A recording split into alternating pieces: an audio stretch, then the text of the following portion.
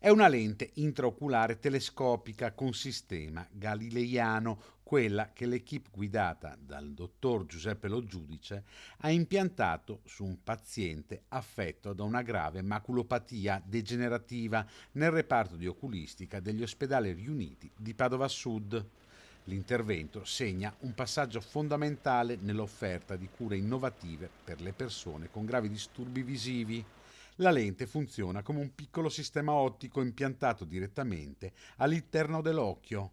Attraverso un meccanismo di ingrandimento sposta e proietta le immagini su zone della retina non colpite dalla malattia, restituendo al paziente la capacità visiva più utile per le attività quotidiane.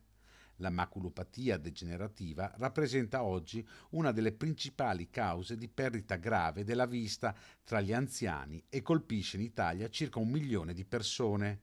Il nuovo approccio chirurgico permetterà a pazienti selezionati di tornare a leggere un libro, guardare la televisione, riconoscere i volti dei familiari e orientarsi meglio negli spazi. Il paziente operato sta bene e ha iniziato la riabilitazione. A breve seguirà un secondo intervento analogo.